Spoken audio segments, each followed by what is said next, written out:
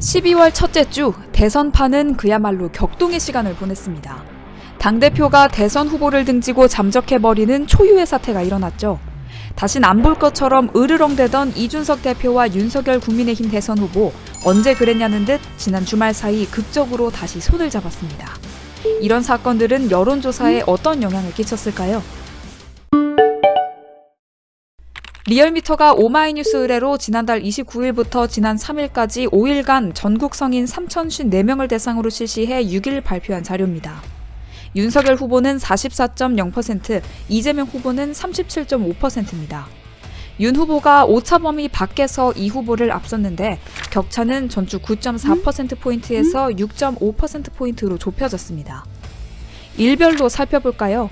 윤 후보는 29일 47.1%로 시작했지만 이준석 대표가 잠적해버린 30일 45.2%로 내려오더니 1일에는 41.7%까지 떨어졌습니다.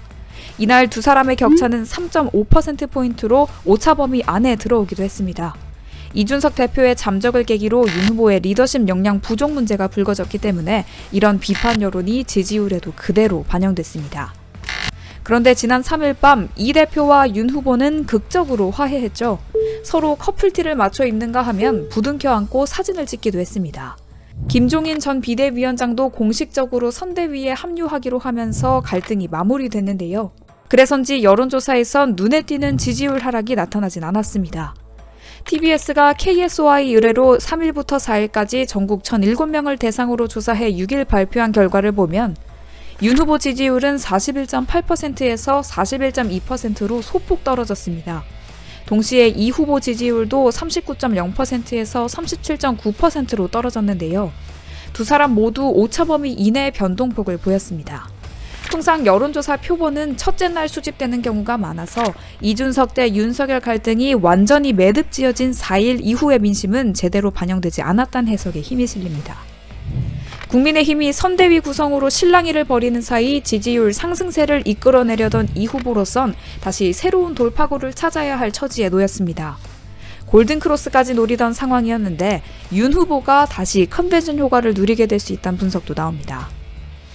여기에 제3지대도 꿈틀거리고 있습니다.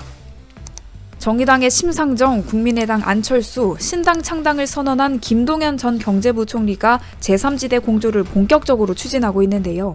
이들은 단일화는 아직 먼 얘기란 입장이지만 정책 공조를 통한 연대에 심혈을 기울이고 있습니다. 제3지대 판이 넓어질수록 이재명, 윤석열 후보에 실망해 이탈하는 유권자 표심을 흡수하기 좋다는 판단 때문인데요. 특히 심 후보는 20대에서 두 자릿수 지지율을 확보하며 양당 후보를 빠르게 추격하고 있습니다. 앞서 KSOI TBS 조사에서 20대 응답자 가운데 11.5%가 심 후보를 지지한다고 밝혔습니다. 여전히 윤 후보와 이 후보에 비해선 2배 이상 뒤처지는 수치지만 제3지대 후보가 두 자릿수 지지율을 기록하는 건 이례적입니다. 물론 세 사람의 지지율을 모두 합쳐도 10%가 안 된다는 점은 약점으로 꼽힙니다.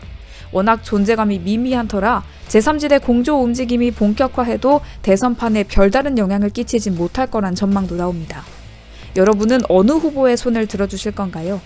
자세한 조사 개요와 결과는 중앙선거여론조사심의위원회 홈페이지를 참고하면 됩니다.